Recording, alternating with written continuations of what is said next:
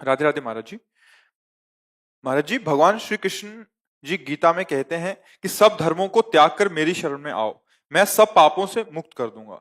महाराज जी, यहाँ सब धर्मों को त्यागने का क्या अर्थ है?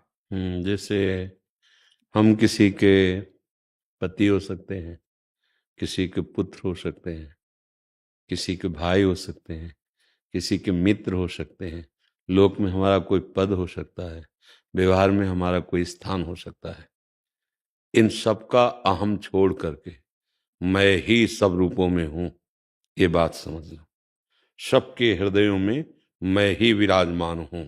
मेरे को ही देख करके व्यवहार कर, मेरे को देख करके ही समस्त वर्ताव कर, तो वो हो जाएगा मन मना भो मद भक्तो माद्याजी माम नमस्कुरु। तब माना जाएगा कि भगवान का शरणागत है। वहां हम एक पति हैं, हमारा क्या कर्तव्य है? नहीं, हम भगवान के दास हैं। पत्नी रूप में भगवान आए, मेरा क्या कर्तव्य है? पुत्र रूप में भगवान आए हैं, पद रूप में मुझे भगवान ने समाज की सेवा दी है, पिता रूप में मेरे भगवान है। यहाँ ये भाव देखना है, समझ रहे ना? पहले तो धर्म का ही परिचय जाने, हमें अपने अपने धर्म का ही पता नहीं।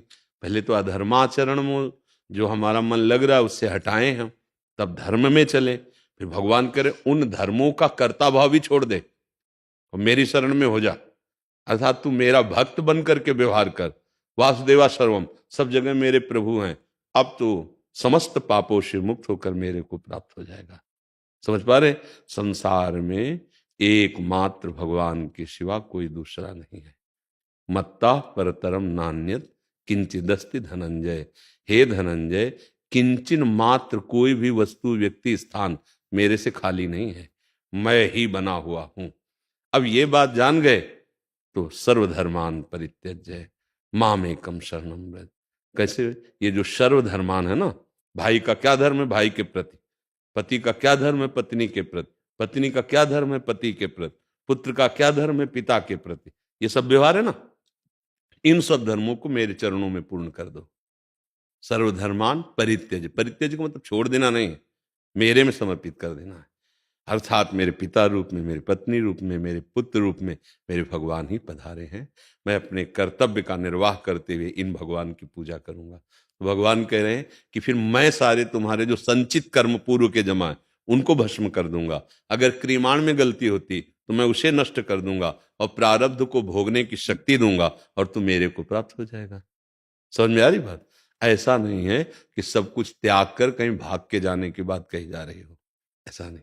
सर्वधर्मान का मतलब त्यज लोक धर्मान, भगवान के चरणों का आश्रय का मतलब भागवत धर्म। सब में अपने प्रभु को देखना, सारे कर्म प्रभु के लिए करना, हर समय प्रभु का स्मरण करना, इसी का नाम भागवत धर्म है। अगर लोक धर्मों में तो देखो, कोई अपने अपने कर्तव्य कर्म का पालन ठीक से नहीं कर रहा तो धर्म क्या जाने। फिर परम धर्म, भागवत धर्म, प्रेम धर्म, ये तो बहुत ऊंची बात है। धर्म का पालन नहीं कर रहे। थोड़ा प्रतिकूल हो जाए पत्नी तो देखो कैसा व्यवहार करते हैं, थोड़ा प्रतिकूल हो जाए पति तो कैसा व्यवहार करते हैं, थोड़ा प्रतिकूल हो जाए माता पिता तो हम कैसा व्यवहार करते हैं। तो धर्म ही नहीं है। अनुकूलता को धर्म नहीं कहा जाता। जो अनुकूल और प्रतिकूल दोनों की परवाह ना करके अपनी निष्ठा से धर्म का पालन करता है वही धर्मात्मा कहा जाता है। समझ पा रहे हैं आप?